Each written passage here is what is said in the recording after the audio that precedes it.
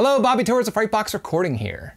Now, if you're a guitar player or an audio engineer that's involved with heavy music production, I'm sure you're well aware that there's an overwhelming amount of options when it comes to the amp sim that you could choose to use within your productions. You can go with something that's super high-end, something that's inexpensive, or maybe even free. Now, on this topic, I've had an overwhelming amount of people ask me to try out the Amped Roots plugin by ML SoundLab. So I finally decided to take the plunge, download the amp sim and install it on my computer and give it a shot within my DAW. Now, for this video, I'm using the completely free version of the plugin. So with that being said, let's see what the free version of the Amped Roots plugin by ML SoundLab is capable of in a pro level production. Let's check it out.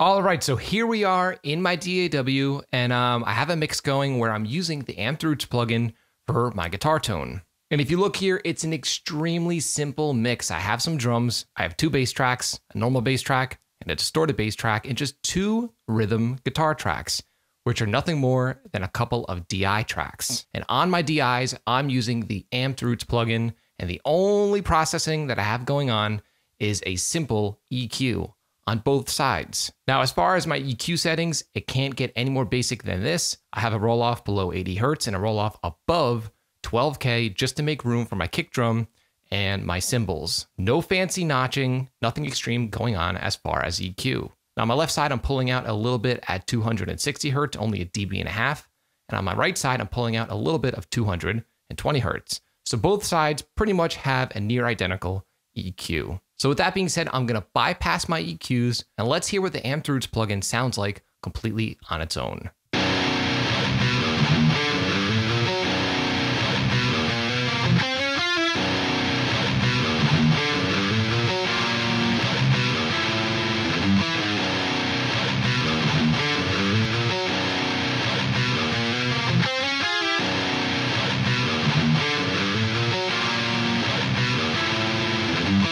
Yeah, now I'm extremely happy with that. To me, that sounds pretty much like an actual 5150. And as you could tell when I was bypassing my EQs, there was very little difference between the un-EQ'd version and the EQ'd version. Again, these EQs are here just to create extra space in the low end and top end, which is standard practice within any heavy production, no matter what guitar tone you're using, whether it's an amp sim or a live amp. The takeaway for me is that I didn't have to get crazy fixing the guitar tone.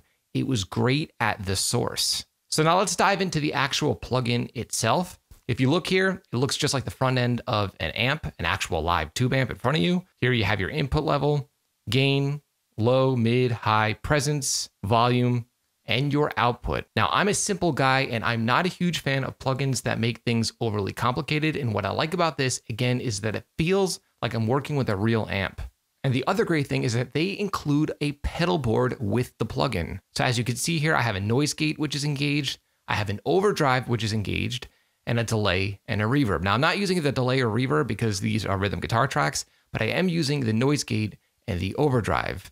Now, I pretty much always use a tube screamer or an overdrive in the front end of my amps, whether I'm using a live amp or an amp sim, just to tighten up the low end and to add clarity to the pick attack. And what I love is I didn't have to use a third-party plugin or pedal plugin. It came stock with the amp sim. And to access your pedal board, all you have to do is click on pedal board and it's there for you. So I'm really looking forward to using these other effects when I use this plugin on leads, but I wanted to use the plugin first on rhythm guitars to give it a real test because in my opinion, rhythm guitar tone is by far the hardest guitar tone to dial in. If you could dial in a great rhythm guitar tone that needs minimal tweakage in a mix, then you're pretty much set, because leads and overdubs, all that stuff is easy. Like I said, rhythm guitar tone is part of the foundation of your mix, and it only took me a total of 5 minutes to dial in this tone. So I'm happy about that. Now, there are two other great things about this plugin that I want to point out. The one is that it allows you to load in your own custom impulse responses or a third-party impulse response. The IR that it came loaded with was already great, but for me, I wanted to recreate a tone that I normally capture with my Mesa Boogie Cab out of my studio. So all I had to do was click on this IR button and load in one of my own custom impulse responses. So in this guitar, I'm using the V30A IR, and in the other AmSim, on the right side, I'm using my V30B here. So if you're interested in recreating this exact same guitar tone that you're hearing within this video, all you have to do is download the plugin. It's absolutely free. And you can download my dual IR pack that I'm using within this production for absolutely free as well. There's a link in this video's description to both the Amped Roots AmSim and my free dual IR pack. So again, if you'd like to achieve this tone at home, links are included below in the description. Now, let me just quickly explain to you why I'm using two different IRs in the first place. And the reason is simple. I just wanted to create a nice, wide stereo guitar sound that sounded wide at the source. Both impulse responses are taken from the same cab, just with a slightly different mic placement. By varying up your mic placement between your left and right guitar tracks, you're going to create a nice, natural, wide sound due to the subtle differences in tone between the two sides. What's great about doing it with impulse responses or mic placement is that the tone is not perceivably too different, but again, it does add some extra stereo width without having to use like stereo wideners and things like that. I'm not really a fan of that. I prefer to get my tones and productions right at the source. And I gotta say, I'm pretty blown away.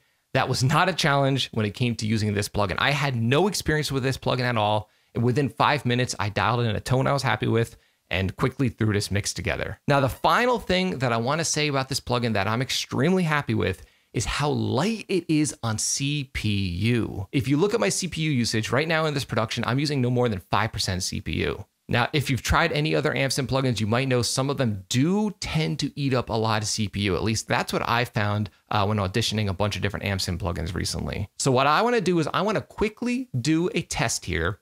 I only have 2 instances of the plugin right now, just on my rhythm guitars. I'm gonna duplicate these tracks by 10.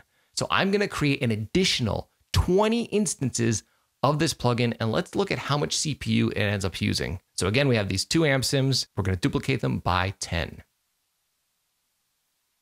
Okay, so now we're at 30% CPU. Very good. So yeah, so it's using up around 30% CPU with 20 additional instances. That's insane. Now, to be honest with you, I would never use this many instances of an AmSim. I never have in my entire life. And when I do, I print them just because I don't want to have all of that happening in my DAW live when I'm doing a mix. But just to show you, I mean, this plugin is light on CPU. So if you're using a machine that's not that powerful, you're in good hands if you download and use this plugin. It seems to be very, very efficient, which I love. So again, not only is it simple and not full of bells and whistles you're never gonna need, but it's light on CPU. You can load external IRs, which is awesome. And it has this really handy pedal board, which contains most of the effects that you'll ever need anyway. This right here is a pedal board that I would use when I'm playing in a live situation. Noise gate, drive, delay, and reverb. Super functional. So with that being said, let's check out the sample once more and see how it sounds.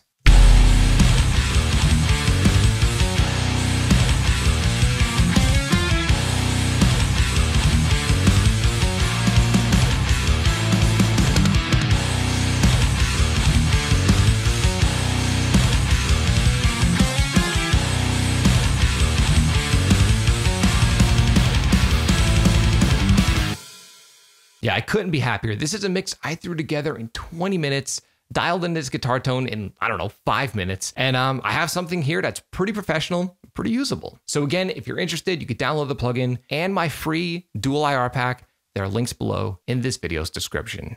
Okay, so I'm sure you get the point by now that I really dig this plugin. And if you've watched any of my videos in the past, you know I'm a huge fan of non-gimmicky products. I don't want something that has a million bells and whistles that I'm never gonna use in a million years. With this plugin, I downloaded it, messed around with a few impulse responses. I barely had to even EQ the guitars, and they gave me the result that I always want within a pro level mix. Crystal clear guitars that sound pro with minimal fuss. So if you're interested in the plugin, again, it's completely free. I will leave a link below to the plugin in this video's description. And also, this plugin was developed not only by ML Sound Labs, but in collaboration with Ryan Bruce. And if you've never checked out his videos, he has great videos on YouTube that are related to all things metal production, guitar, all the stuff that we love. I will leave a link below to Ryan's YouTube channel in this video's description. I highly recommend checking out his videos. So tell me, what did you think of this guitar tone? And also, if you've downloaded the plugin and you've tried it for yourself, leave a comment below in this video's description. I'm dying to know what you think of it. If you found this video helpful, like, comment, subscribe, and share. And do not forget to click the little bell icon so you can be notified every time I upload one of my weekly videos on all things metal and rock production. You can both like and follow me on Facebook and Instagram. Links are in the description below. And also, you could download my free dual IR pack that you can use within any AmpSynth plugin that you own, including the Amped Roots plugin by ML Sound Labs. Again, all I had to do was download the IR, load it into the plugin, and I didn't even have to EQ my guitars. Maybe a little bit of low pass and high pass, and that's it. So download the IRs and enjoy. And until next time, happy recording.